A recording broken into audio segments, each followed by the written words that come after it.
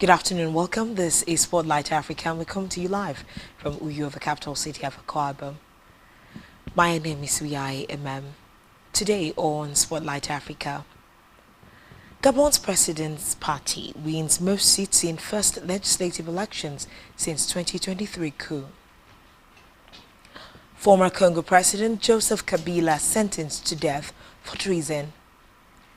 Cameroon's UNDP leader Beloboma Ngari to challenge Paul Biya in presidential race.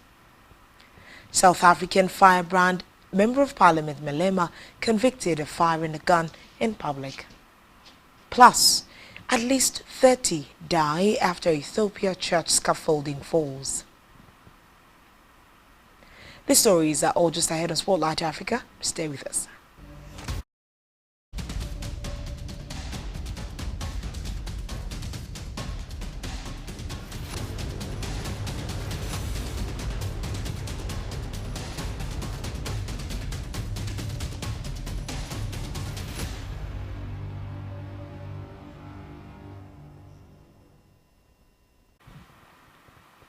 Good afternoon and thanks for joining us. We're bringing you stories all around the continent. We head straight to the Democratic Union Builders Party, which was launched just months ago by President Bryce Oligui Nguema. They have taken the lead in the first round of legislative elections, winning 55 out of 145 seats in the National Assembly. This marks the country's first legislative vote since a 2023 military coup ended the Bongo family's 50-year grip on power. Former President Ali Bongo Otimba's party, the PDG, only managed 3 seats, with both parties sharing 4 seats on joint tickets. A second round is set for October 11, where 77 undecided constituencies, mostly contested between the UDB and PDG, will determine the final makeup of parliament. Away from that, a military court in the Democratic Republic of Congo has convicted former President Joseph Kabila of treason and other charges and sentenced him to death. The High Military Court in Kinshasa ruled that Kabila was guilty of treason, war crimes, conspiracy and organizing an insurrection together with the Rwanda-backed M23 rebel group. It also ordered Kabila to pay $29 billion in damages to Congo, as well as $2 billion to the province of North Kivu and $2 billion to South Kivu. Kabila, who has been on trial in absentia since July, was accused of treason, involvement in an insurrection movement, conspiracy and supporting terrorism.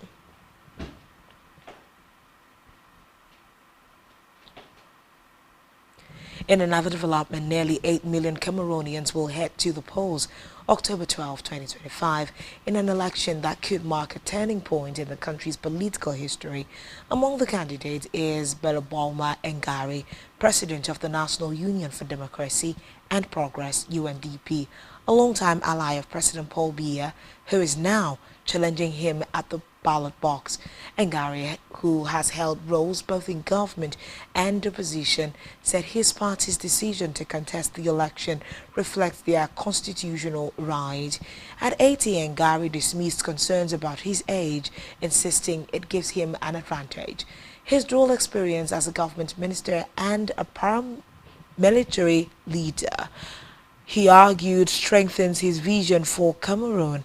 Ngari outlined key priorities, including infrastructure, agriculture, healthcare, and education.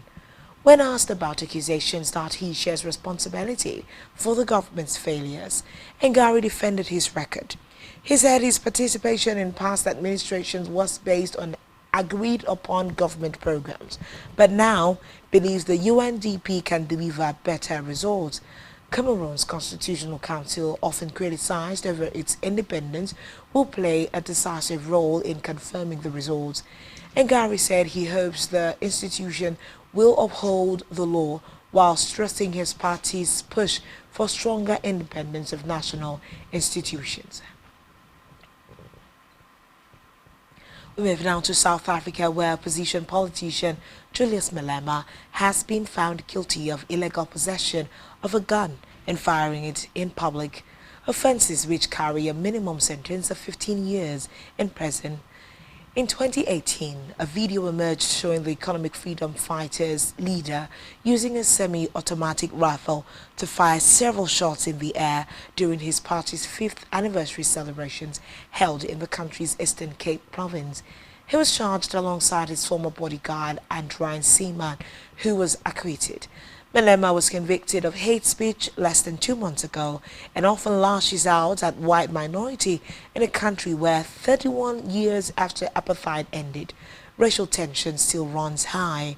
He has called for the seizure of white-owned land and argues that more should be done to transfer wealth to the black majority.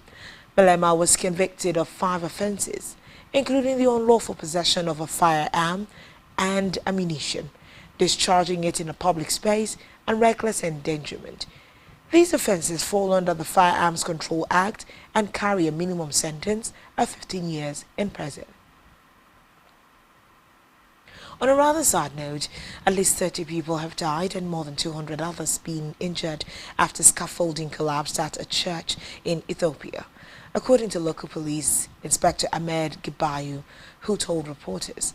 Thousands of worshippers were gathered at the Arati Mariam Church early in the morning when the structure fell. The crowd had visited the church in the central Minja Senora area, about 70 kilometers, approximately 45 miles from the capital Addis Ababa, as part of the annual Orthodox Christian celebration of St. Mary.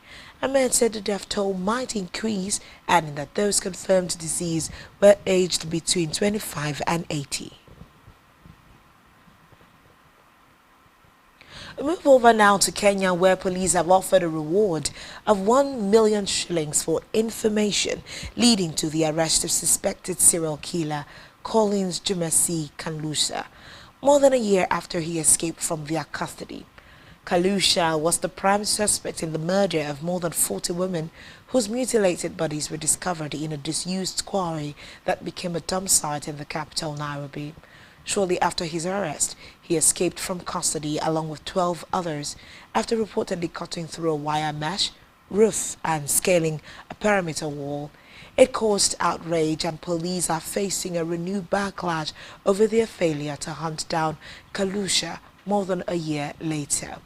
Many Kenyans have questioned how he could have escaped on 20th of August 2024 from what is regarded as one of the most secure police stations located near the U.S. Embassy and the UN offices in the capital.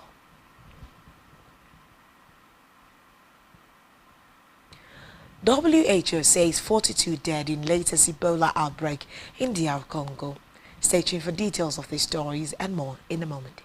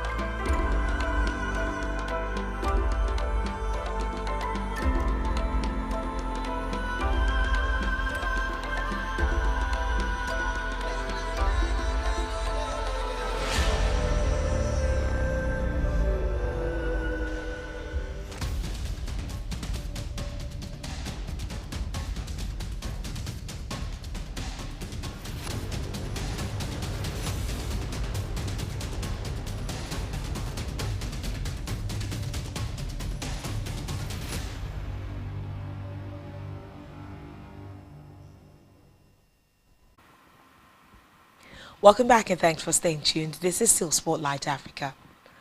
The World Health Organization has said that an Ebola outbreak declared in the DR Congo in early September has caused 42 deaths out of 64 confirmed cases, but the risk of it spreading in the region is moderate. Recall that health authorities in the Democratic Republic of Congo 2 weeks ago began rolling out a vaccine program against the often fatal virus. The highly contagious hemorrhagic fever has killed some 15,000 people in Africa over the past 50 years. The deadliest Ebola outbreak in the DRC between 2018 and 2020 killed nearly 2,300 people. Last month's vaccination campaign followed the announcement of a resurgence of the disease in the central province of Kasai. Meanwhile, the Democratic Republic of Congo holds the world's largest reserves of cobalt, a mineral vital for electric vehicle batteries and clean energy technologies. But Kinshasa is sending a clear message. It will no longer be a passive supplier of raw materials. President Felix Tshisekedi's government is demanding that mineral deals translate into tangible development, local value addition, and fairer profits. This stance has complicated negotiations with the United States, which is racing to secure cobalt supplies amid intensifying competition with China. Speaking from Kinshasa, Timpi Landry, a partner at Innogens Consulting, noted that the stakes are high. Elsewhere, violent clashes have erupted between protesters and security forces in Morocco as youth-led demonstrations continued for a fourth day. Hundreds marched through the streets across Morocco on Tuesday night, demanding better social services and less corruption. Protesters hurled stones at security forces, according to local media reports, while footage shows cars and banks being set alight. Meanwhile, the Moroccan Association for Human Rights has accused security forces of physically assaulting protesters and carrying out arbitrary arrests. Reports say in the city of Oujda, a protester suffered injuries after he was hit by a police car. The demonstrations were organized on social media by a loosely formed youth group that calls itself Gen Z 212. The group expressed regret over acts of rioting or vandalism that affected public or private property. In a statement posted on its Facebook page, it also urged participants to remain peaceful and avoid any behavior that could undermine the legitimacy of their just demands. Meanwhile, the protesters have been chanting slogans calling for improved health and education services, along with better employment opportunities. To conclude Spotlight Africa this afternoon, the Sudanese Emergency Response Rooms Network won the Right Livelihood Award on Wednesday for its role in providing humanitarian assistance in war-torn Sudan. The Swedish Right Livelihood Award Foundation also honored activists from Myanmar, the Pacific Islands, and Taiwan. The 2025 laureates distinguished themselves in their fight against climate change, disinformation, as well as military and political violence. They were chosen among 159 nominees from 67 countries this year. Sudan's Emergency Response Room is a community-led initiative that emerged from resistance committees involved in the 2019 Sudanese revolution. The network has been instrumental in providing aid in areas that many international organizations cannot reach.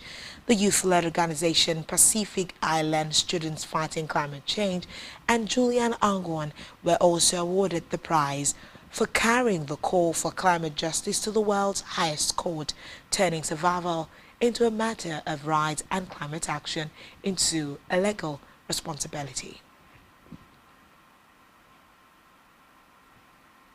And that's all we can bring to you today on Spotlight Africa, bringing you stories all around the continent.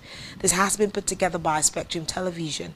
Do well to follow us on social media, subscribe to our YouTube channel, all of which you can find on our website, spectrumtvlive.ng. Good afternoon, and thanks for watching.